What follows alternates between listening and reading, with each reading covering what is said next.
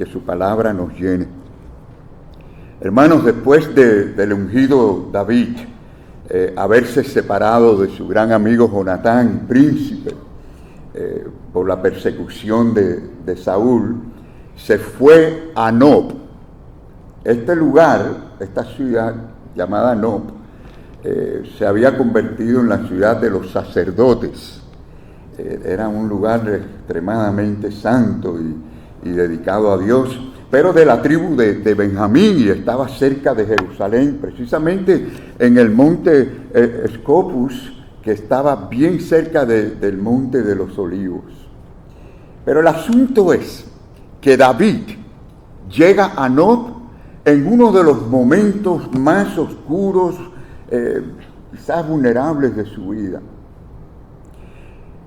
Se dirige al sacerdote, precisamente el sacerdote Ahimelech, que estaba en el tabernáculo.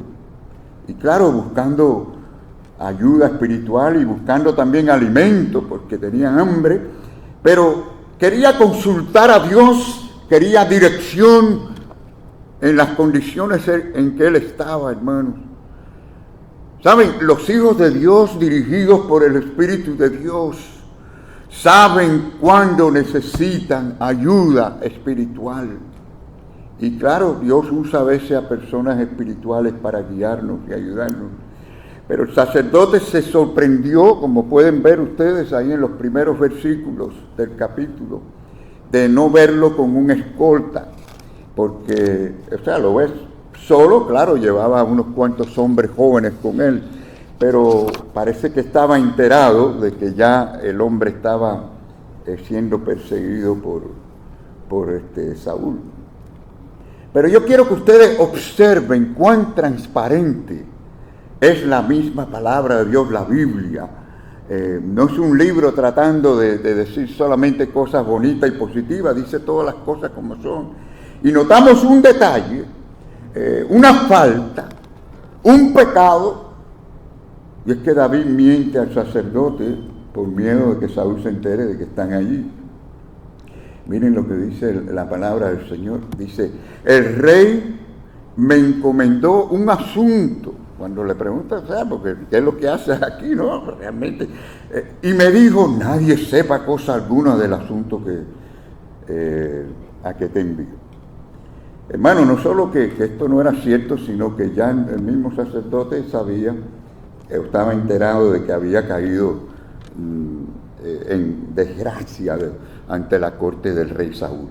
Pero miren, los hijos de Dios deben tener cuidado de no caer en este pecado de mentir por miedo, por cualquier razón que sea. Dios no necesita ayuda. ¿Usted entiende eso? ¿Entendemos eso? Dios no necesita que le ayudemos con mentiras. Y yo sé que es la salida rápida, ¿no? Y nosotros todos conocemos lo que es mentira, porque desde niño nos salía a veces mentir a papá y a mamá. El niño desde que comienza a desarrollarse y aprende también de alguna manera por el pecado interior a mentir. Y mentimos. Pero hermanos, no hay tal cosa como mentirita blanca, porque para Dios ni es ita ni es blanca. La mentira es mentira. Y en esos casos lo que hay es que encomendar a Dios nuestras causas, lo que sea, y confiar en su protección. ¿Saben? La gente miente por cuántas razones mienten la gente. La gente miente por quedar bien con alguien, por no admitir, por orgullo, no admitir su pecado, su error. Quizás por avanzar, por tener ganar algo o adquirir algo. A la gente miente, a veces para excusarse de no haber cumplido, no haber hecho algo que tenía que hacer. La gente le miente al gobierno para no darle lo que tenemos que darle a César, lo que es de César. La gente miente por muchas razones. Y de eso tenemos que arrepentirnos, porque Dios lo ve todo. Y si nuestras bendiciones dependen de serle fiel a Dios, entonces todas estas cosas importan.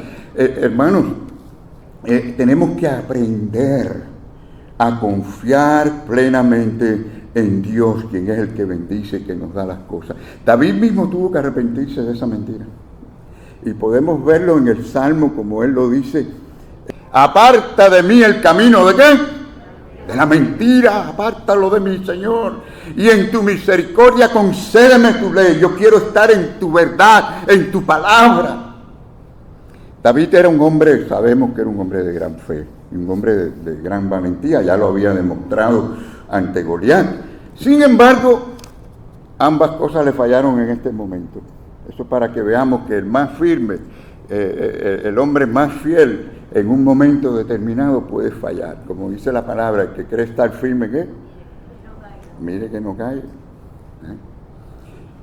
Por falta de fe. Pero no dejamos de reconocer, no estamos excusándolo, pero no dejamos de reconocer que él estaba triste, estaba en soledad. Eso era una realidad. Él no llegó allí como un héroe, no llegó como un guerrero victorioso, él no llegó como el futuro rey que todos admirarían. Llegó solo, sí, unos cuantos muchachos jóvenes que estaban con él. Llegó cansado, hambriento. Emocionalmente me imagino que estaba drenado y espiritualmente presionado. Así que estaba huyendo de Saúl sin armas, sin comida, sin dirección clara. Así que humanamente, hermano, tenemos que reconocer que él estaba en su punto más bajo. Y a veces tenemos que tocar fondo. Y o tocamos fondo en ocasiones. Y nos vemos allí, bien allá abajo. Y hermano, es precisamente en ese punto. Es en ese punto a veces donde Dios se manifiesta. Cuando la necesidad es insoportable, es cuando Dios comienza a mostrar su provisión y de manera a veces inesperada. ¿No es así? David no llega no buscando un milagro espectacular. Él llega buscando pan con hambre. Hermano, eso es algo tan básico, tan simple, tan humano. Y sin embargo, en ese pan, precisamente, es que Dios revela algo mucho más profundo. Nos enseña que Él es el que suple al creyente, no solo con la necesidad del momento, sino que nos prepara para lo que viene después. ¿Usted lo cree?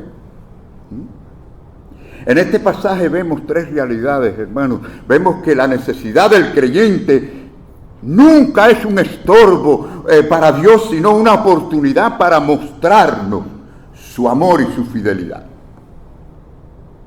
Dios usa lugares específicos, y muchas veces como este lugar, lugares santos, como el templo donde se le adora, y usa personas imperfectas, porque aún el sacerdote, los siervos somos imperfectos, ¿verdad? Las usa para suplir necesidades reales. Vemos aquí la provisión de Dios, hermanos, que no solo sostiene, sino nos equipa.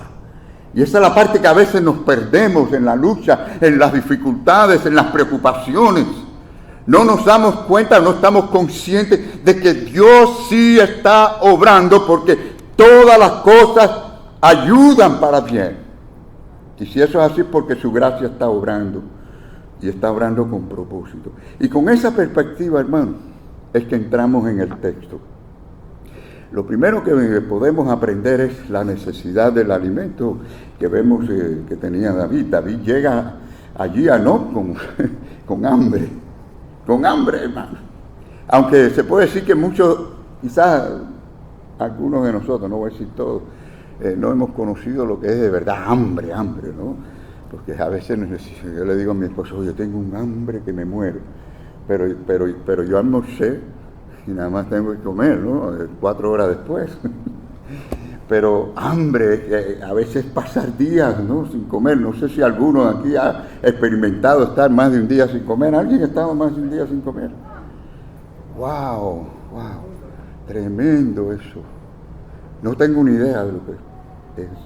Pero tenía hambre el hombre, llevaba varios días en este proceso. O sea, él llega y no pide espada, no pide refugio, pide pan. Y en esa petición que es tan simple, Dios comienza a revelar su cuidado. Bueno, tenemos que aprender a pedirle a Dios cuando necesitamos, ¿no? Y David reconoce su necesidad. Muy importante reconocer la necesidad. Y miren cómo dice: ahora pues, ¿qué tienes a mano? Le dice al sacerdote: dame 5 panes o lo que tengas. Pero vemos aquí que él no está disfrazando la necesidad, es decir, no está espiritualizando la necesidad, ¿no? Es como el que dice: tengo hambre, pero no, Dios va a hacer un milagro y me va a llenar el vientre.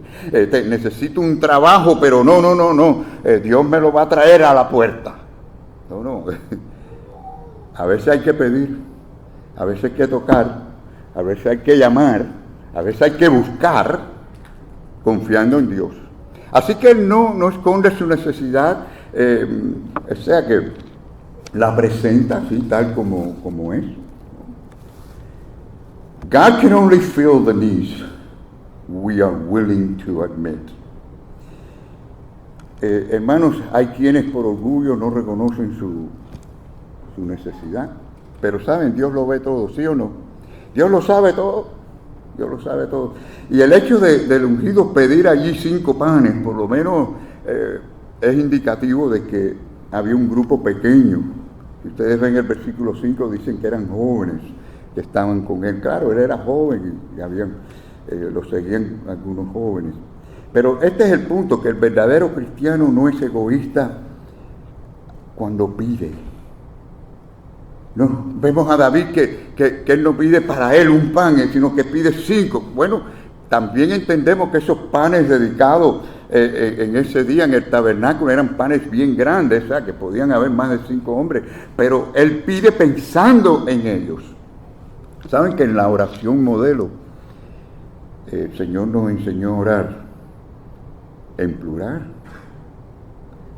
No, Él nos dijo que digamos el pan mío de cada día, ¿no? ¿Cómo es?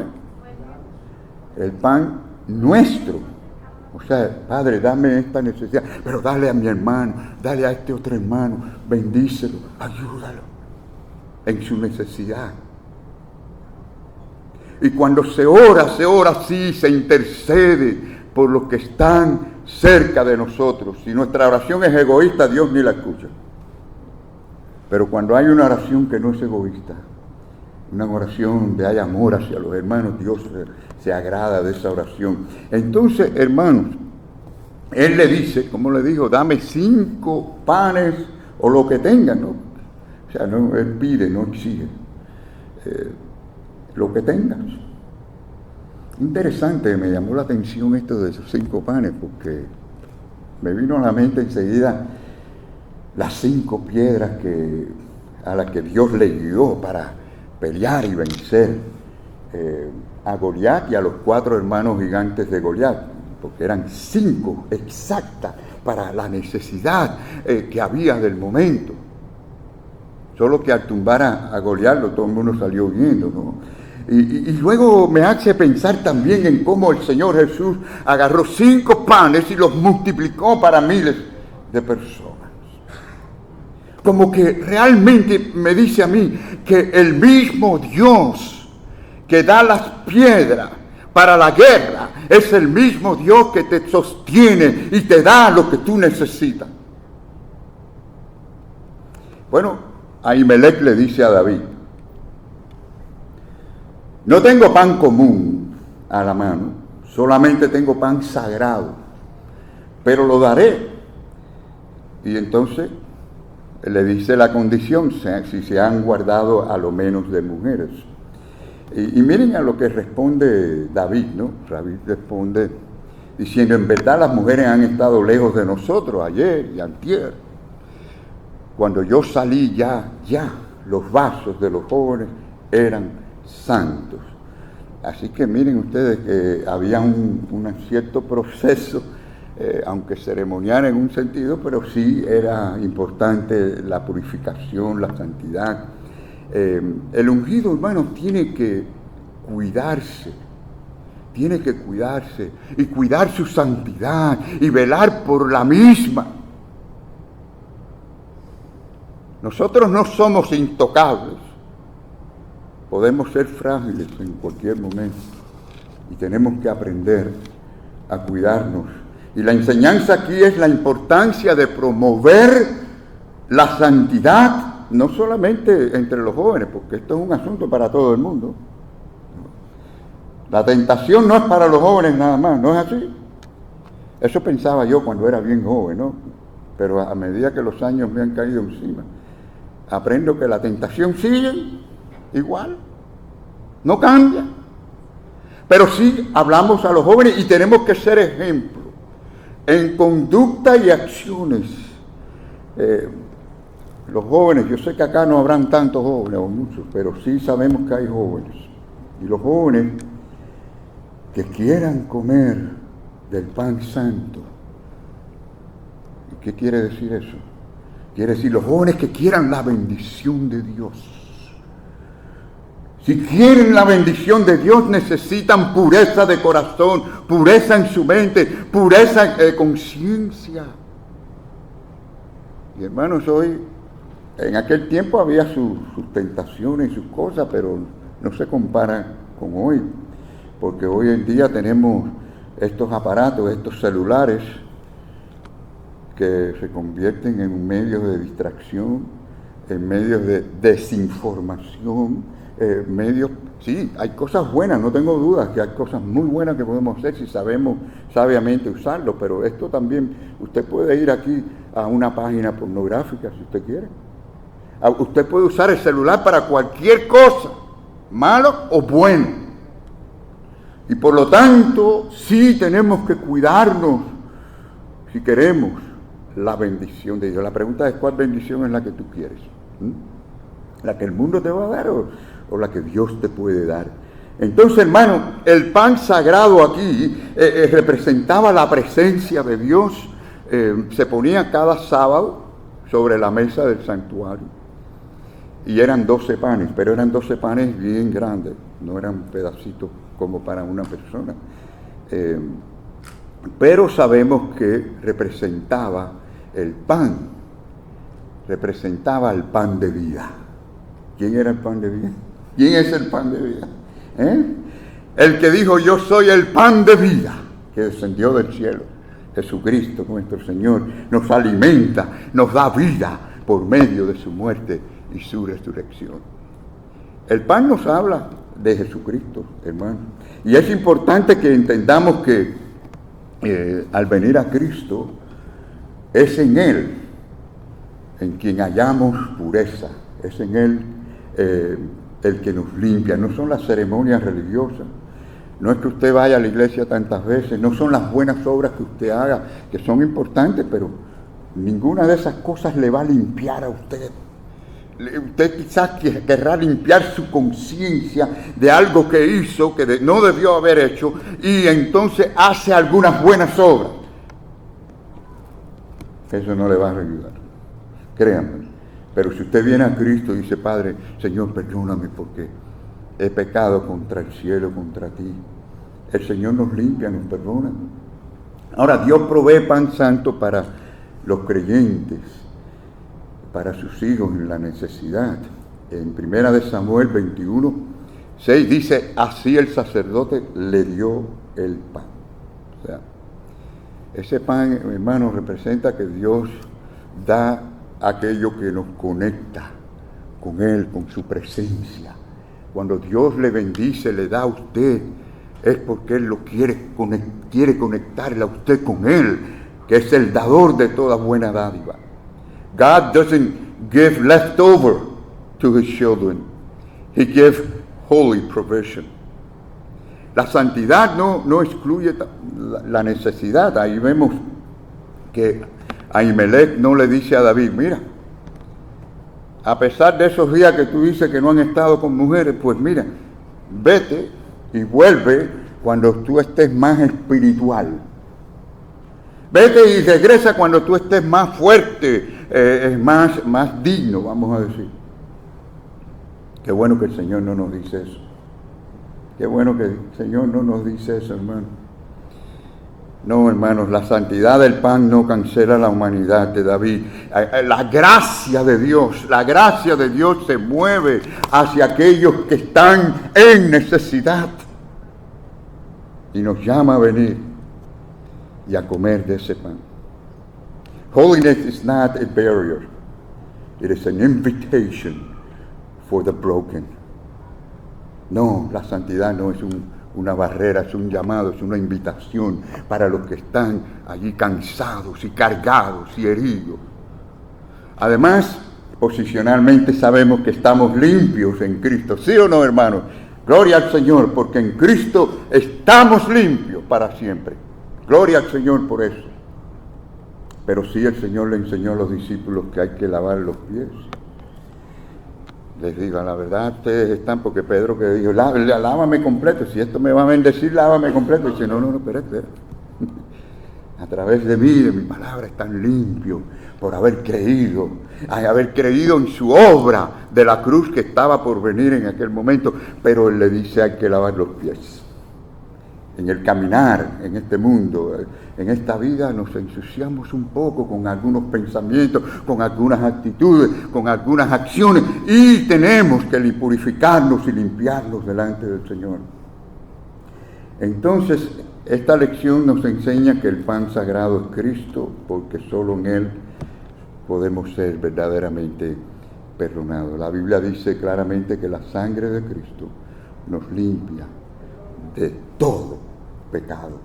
Dios usa la necesidad para preparar al creyente para lo que viene. ¿Usted lo cree, hermano?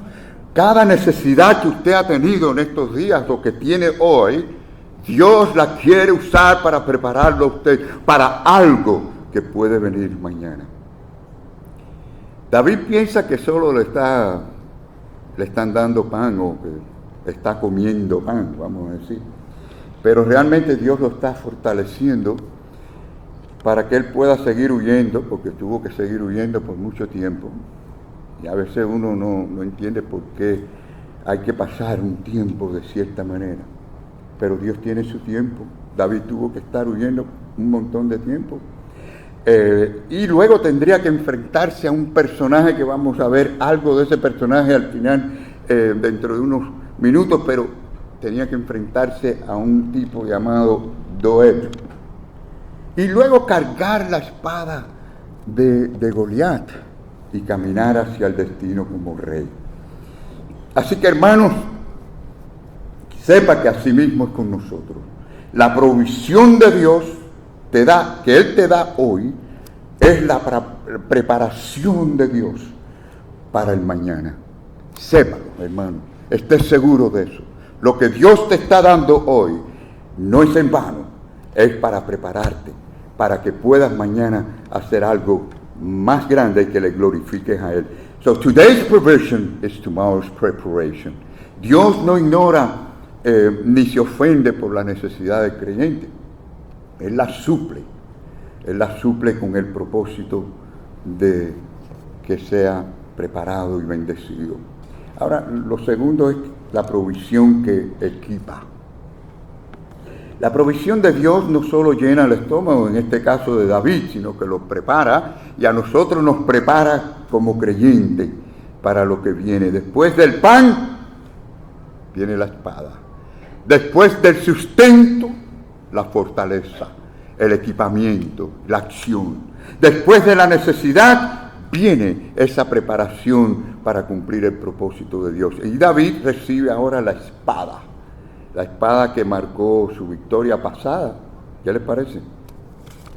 Interesante esta parte de la historia, porque tal parece que ya nadie se acordaba de la espada de Goliat, y posiblemente nadie sabía ni dónde estaba esa espada. Hasta David se sorprende allí.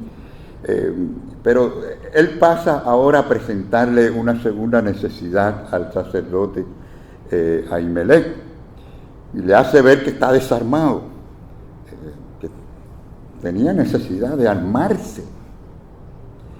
Miren, hermanos, los hijos de Dios tenemos que estar armados, ¿sí o no? Usted como cristiano tiene que estar bien armado, no se confíe.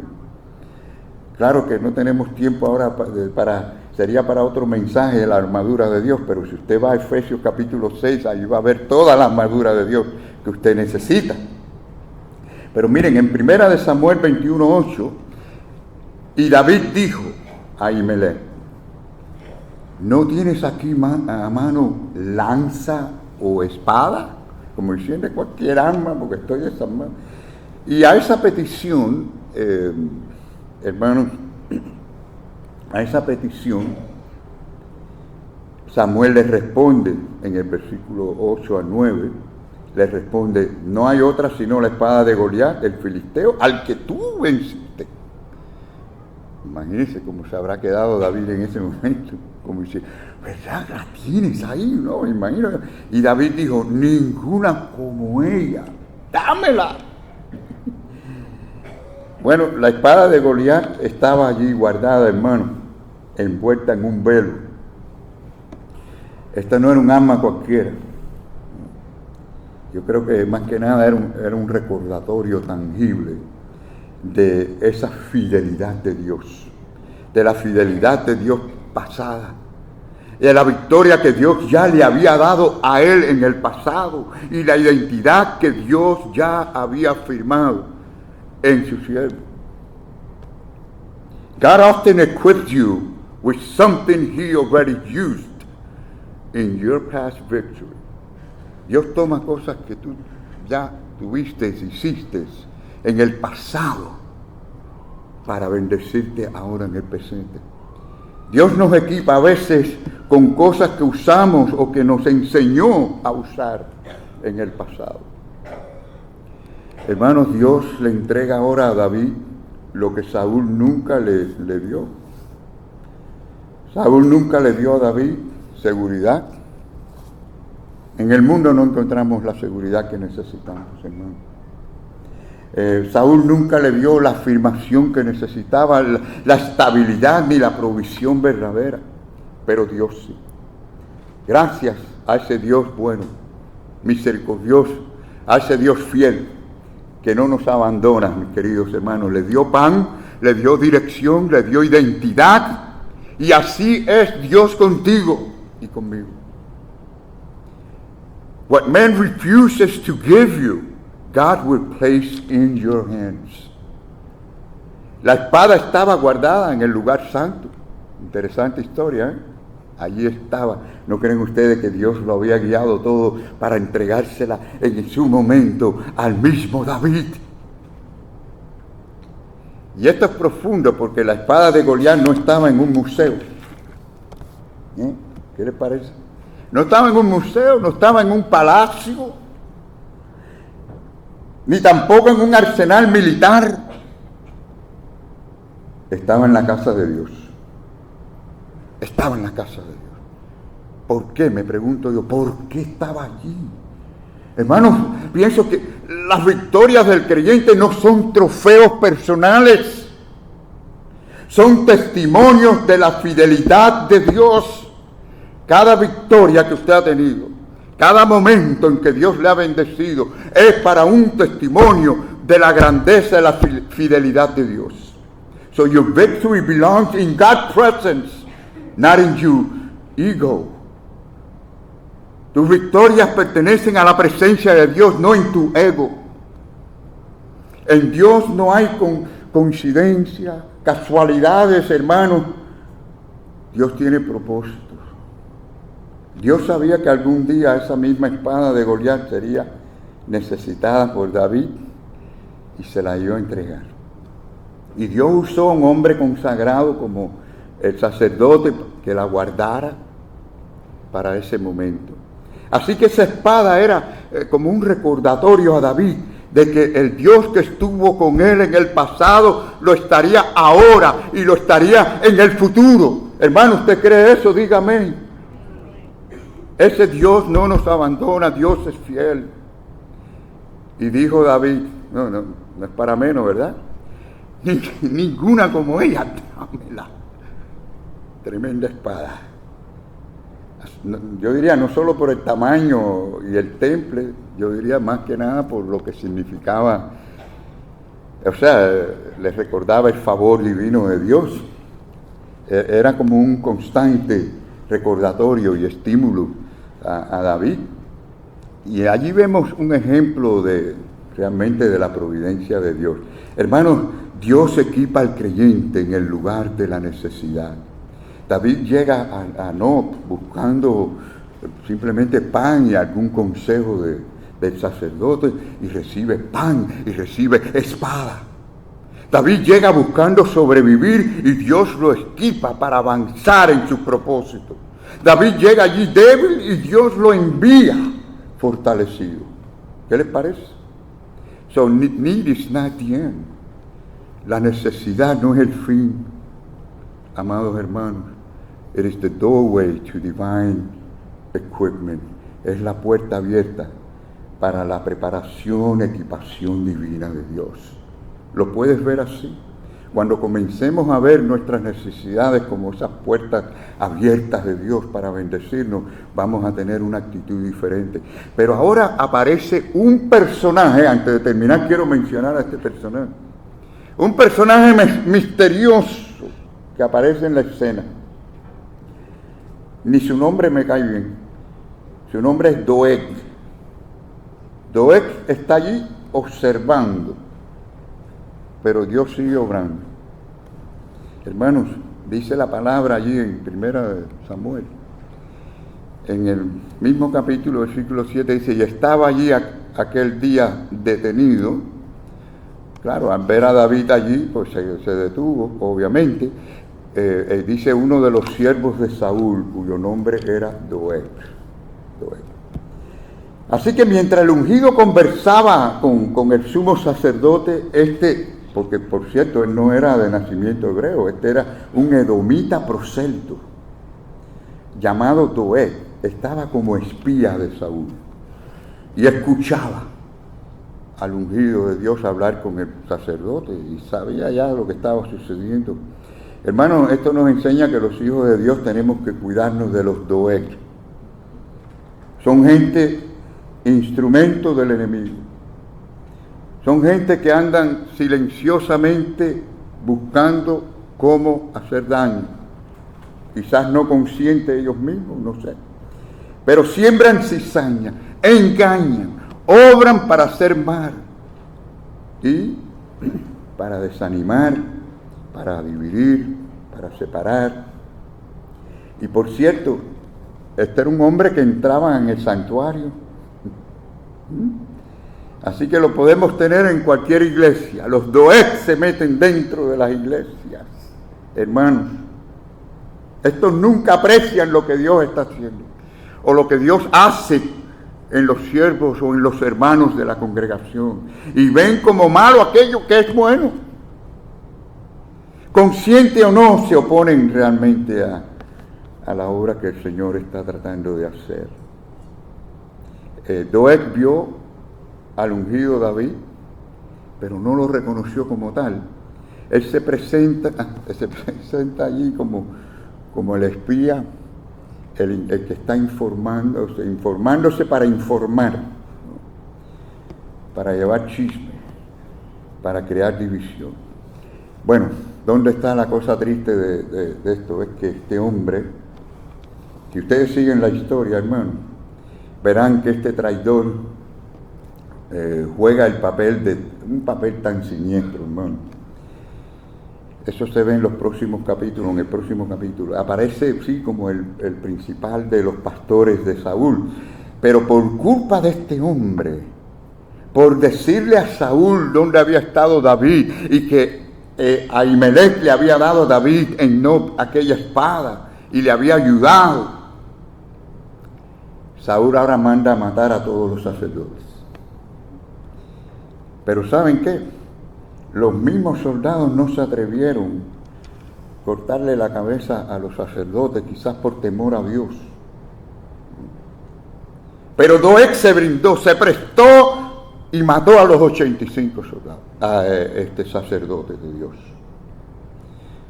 Por cierto, solamente el hijo gracias a Dios, el hijo de Ahimelech, o sea, Abiatar, se escapó, salió huyendo. Fue a donde estaba David, sabía dónde estaba David y le contó a David, y desde entonces se convirtió en el sumo sacerdote, por lo menos por el momento clandestinamente, pero fue el sumo sacerdote y lo fue hasta los días de Salomón, porque realmente habían dos profecías. Había una profecía que decía que ellos serían juzgados pero no extinguidos de inmediato, y luego había otra profecía que decía que el sacerdocio iba a regresar a la línea de Eleazar. Por lo tanto, en la época de Salomón, Abiatar fue removido de ese cargo. Pero sí, hermanos, miren, la Biblia nos enseña a nosotros que debemos de velar y orar para no caer en tentación, para no caer en desvíos. Hay que estar unidos sirviendo al Señor, ser leal al Señor, tener compromiso, algo que vemos tan poco en estos tiempos, hermanos, la lealtad, el compromiso a Dios y al Señor. Y Dios entonces suplirá todas nuestras necesidades. Le damos lugar al enemigo, a nuestros hogares, a nuestros matrimonios, cuando nos alejamos, cuando nos enfriamos. Creemos que eso no tiene importancia. Sí, hermano, esto es una guerra. Estamos en medio de una batalla espiritual que es real. Y tenemos que estar bien unidos en el Señor, en un mismo sentir. Hermanos, siempre habrá un Doeg.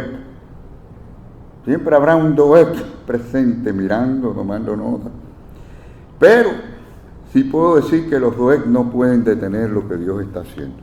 Al final Dios guía a sus hijos porque Dios es fiel. Dios es fiel a sus escogidos. The enemy may watch, but he cannot stop God's provision. Permítanme concluir, amados. David llegó a Nob. ¿Cómo llegó a Nob? Hambriento, cansado, vulnerable. Llegó allí sin armas, llegó sin dirección precisa, sin fuerzas. ¿Y cómo salió de allí David? Usted va a ver que salió alimentado, fortalecido, equipado, armado, afirmado y listo para seguir caminando hacia su destino. Así obra Dios. In your lowest moment, great is God's faithfulness, that He is preparing your greatest provision. Cuando el creyente llega con necesidad, grande es la fidelidad de Dios que responde con provisión.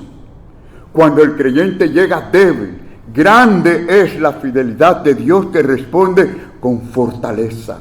Cuando el creyente llega vacío, grande es la fidelidad de Dios que responde con equipación.